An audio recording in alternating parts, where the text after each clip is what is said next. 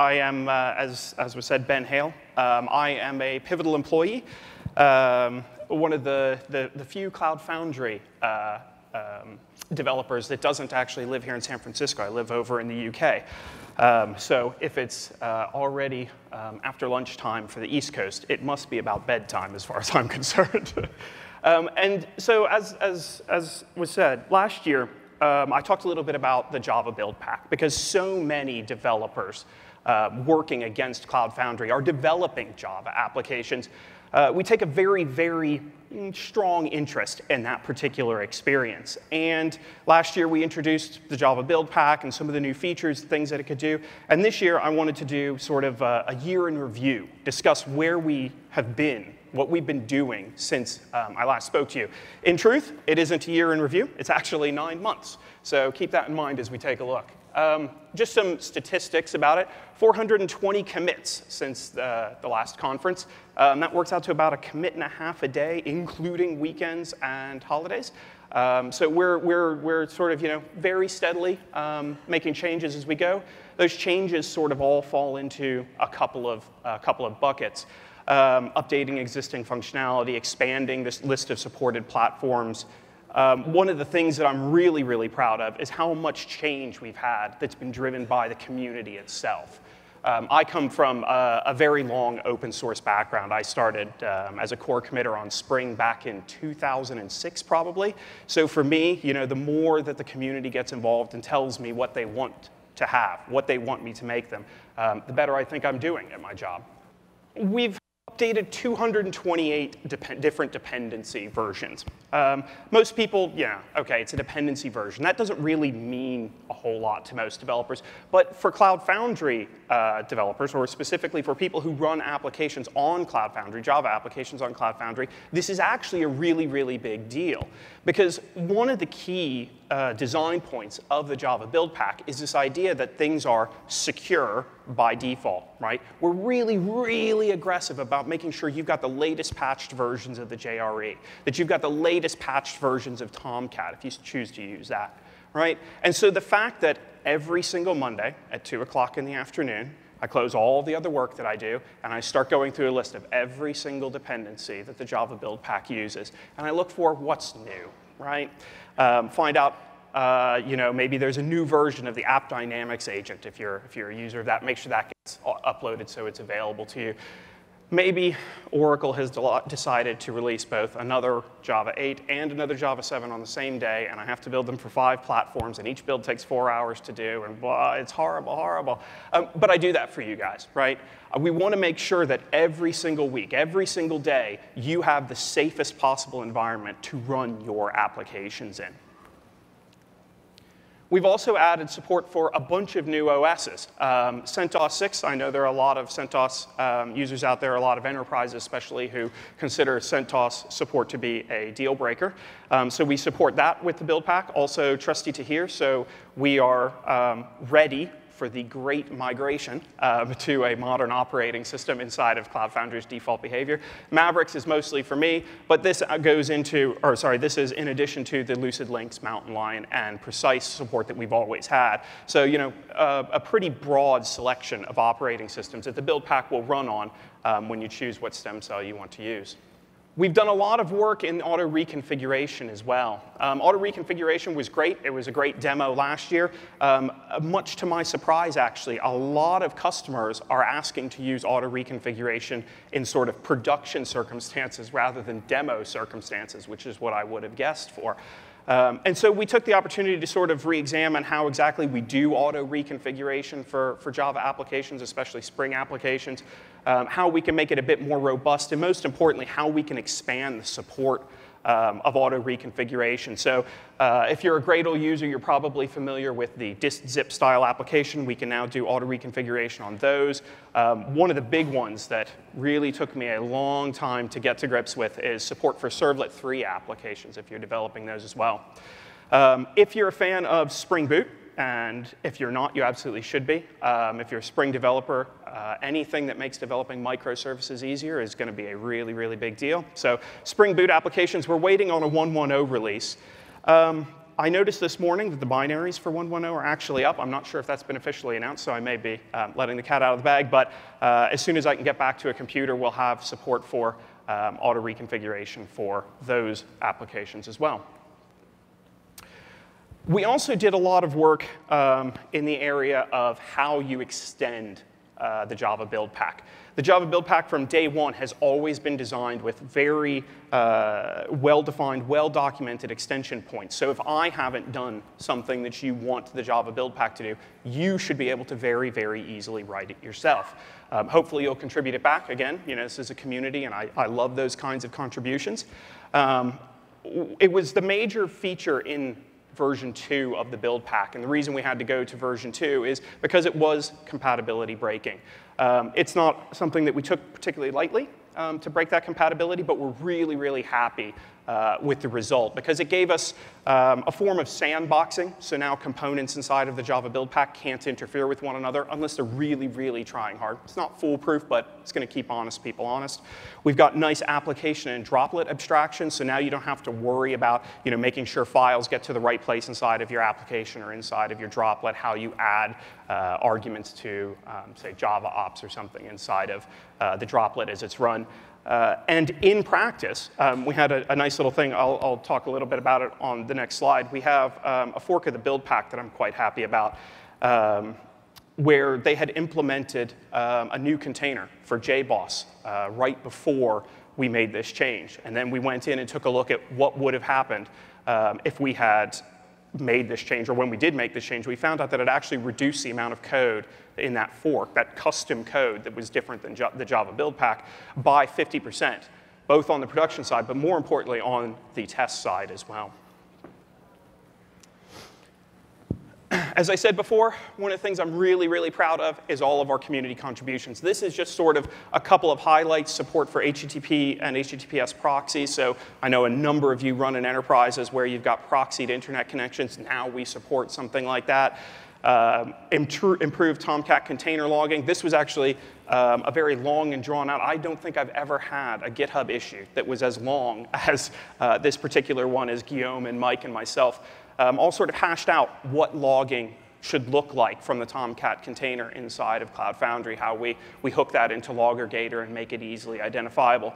And then, as I said before, we had a great contribution that's now in the Cloud Foundry community organization of a JBoss Buildpack fork. So we do have the ability to run applications in JBoss as well, if that's something you're interested in. But there are two more features that I want to discuss in a bit greater detail. And as I am the token technical keynote here today, I want to do some live coding with you guys. And the first is around session replication. As we go into the cloud, most people, I think most developers, realize that you've got to move more or less to a stateless architecture, right? If you want CF scale to work properly, you can't be sharing a huge amount of data between different instances. Or if you are sharing that data, it's got to be pushed way, way down into the data tier, something that was programmed to be massively concurrent, massively scalable from the start. But we also find that there is a need for some session replication. And so basically what that means is when an HTTP session is created, we need to be able to keep it around. And if, for example, an instance goes down because you're doing some sort of rolling upgrade, or you have to restart your application, you want someone's session to come back, we do need some sort of support. So the Java Buildpack does actually now support replication of HTTP sessions into a Redis backend. The code itself is ASL v2 licensed, which means that you guys can use it outside of Cloud Foundry if you want to, and isn't particularly tied to Cloud Foundry. But one of the really nice things is we have zero-touch configuration. If you have a Redis service bound, and that Redis service has session replication somewhere in its name, we're going to say, oh, you must mean that you want to do HTTP session replication to it. So we can take a look at some demonstrations of that actually working. So I have an application actually running right now. And that application, I apologize for how small this is going to be. I really have to find a better tool for this. Allows us basically to send a piece of data, and it's going to store that particular data into a session. And so in this case, we're just going to send a string that says hello world. If I go ahead and grab the cookie string from it, put it in here, we should see that particular data come back. But if we restart that application, now, what we expect to see is, by default, Tomcat doesn't store its sessions any place particularly useful. It's stored mostly in memory, and there are certain circumstances where it might actually be written out to the file system. But in general, it's not going to be persistent. And so when this comes back up, while we're waiting a little while, there we go. We'll see that when I run it this time, we get a blank response. So that's not great, right? If your application, you need to scale up a new number of instances or something like that, all that data going away isn't great.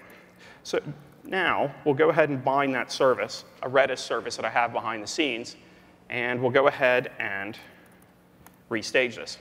If any of you guys remember last year, if you were there, I'd like to do my demos against run.pivotal.io. I find it makes me very sensitive to how it performs. And last year, it was having a bad day, the day of the conference, actually. And I was very, very worried. In the end, it all held out, but I'm happy to say that these days, it's incredibly stable, and we have almost no trouble with it. And hopefully, this will go quite smoothly here. So the application, so as we got to stop here. What behind the scenes actually happens is when we build the Tomcat instance that's going to run inside of your application, we use something called a Tomcat persistent manager, and we have a Redis-based store. And it replicates sessions synchronously back to that back end. And it turns out, I mean, I certainly am not a fan of session replication personally. And did this only because I was asked to. But it turns out that the performance isn't absolutely horrible. Obviously, it's contingent on network and any number of other things besides the data that you're actually persisting. But we see that it's something like, we're using Redis to go here, the Redis Labs product. So it's, sort of all in S3. But we find that it's tens of milliseconds kind of delay. So it's not the end of the world to do something like this. So we'll go ahead and persist data in again, grab a new session. And if we run it, we see the data is there. And if we restart our application, we should see that the data comes back up once again. So let's hope so. Maybe. It was actually surprisingly difficult to create a demo that would show this, because Cloud Foundry's sticky sessions are so darn good.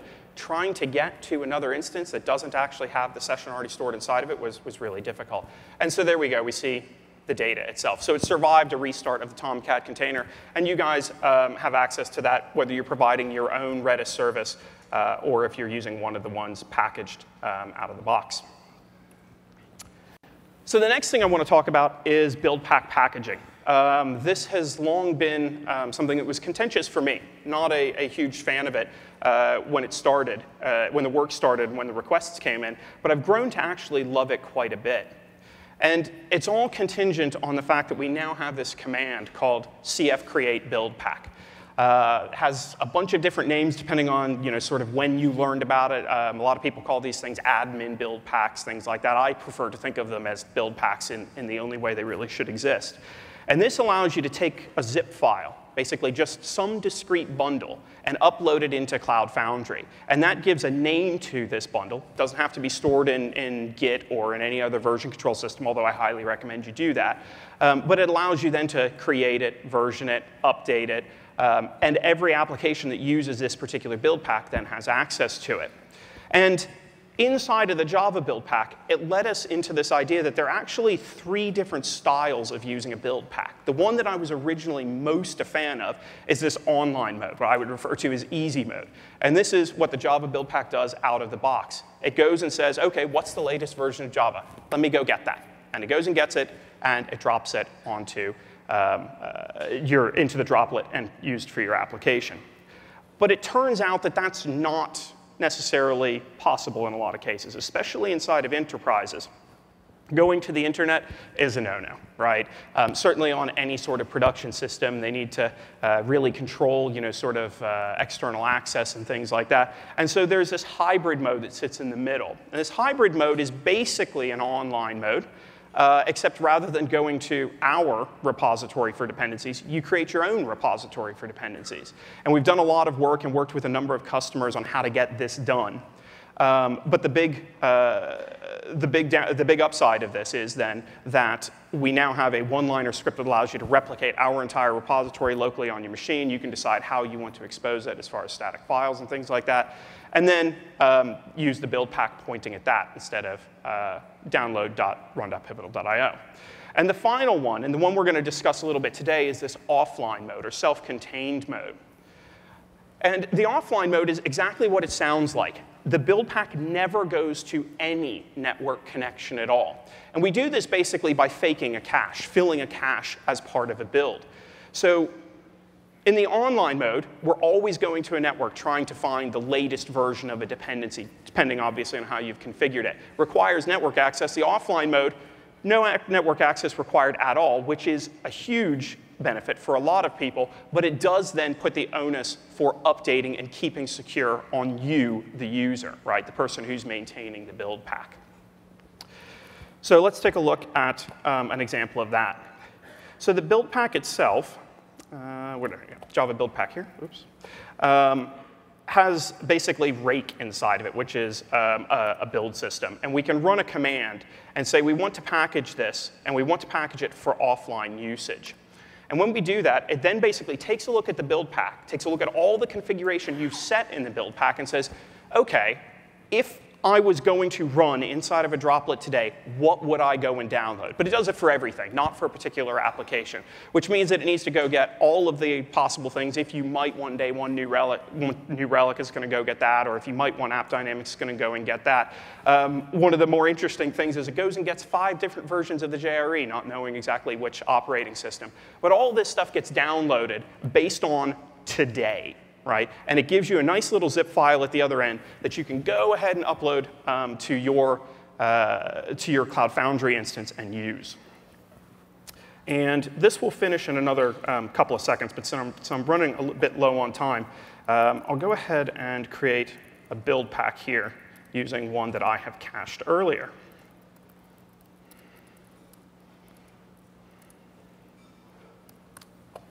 And so an offline Buildpack runs you, I think today, in the order of about 200 megs once it's all filled up. If you want to prune that, it's easy to change inside of the Buildpack packaging mechanism and say, I don't want this thing, I don't want this thing, I'm not going to run App Dynamics, I'm not going to run New Relic, something like that. All that stuff can go away.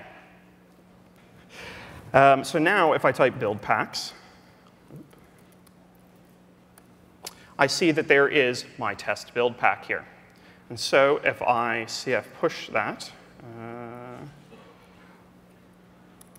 push an application there, the giveaway, the way you know that an offline Buildpack is being used is A, it will tell you that it was packaged as an offline Buildpack nowadays, but also that it never actually goes and looks on the network for things. We've decided to become a bit more descriptive about telling you when we've used a cached artifact rather than going out to the internet, so it's a little bit clearer. So we see that this is, in fact, an offline Buildpack, and we see every single dependency, whether it's the JRE or it's Tomcat somewhere in here, Tomcat, here we go. All of those things are found in the cache, and so that's how an offline Buildpack works, is by basically pre-populating a cache before your application actually uses this particular Buildpack. If we had done an online Buildpack, it would have shown that it would have taken a couple of seconds to go download each one of those things instead. So packaging is there as well if you choose to use it. Certainly, I have come around on this, and I think the packaging Buildpacks and certainly the create Buildpack, update Buildpack commands are really, really useful, and I highly encourage everybody to use them. So as I have mere seconds left, the stuff we discussed today, just a little bit. There's all sorts of stuff that has happened in the Java Buildpack over the last year. I'm happy to have been a part of that, and I'm happy to be a part of it for the foreseeable future. I love it when you guys in the community tell me what you want, right? Community contribution means a lot of different things to a lot of different people, certainly to a lot of different organizations in this room. But for me, I love issues, right? Even more than I like pull requests, although I'll happily take them from you as well. I like you telling me what I should build, and I'm happy to build it for you if you want it. OK, thank you very much, everyone.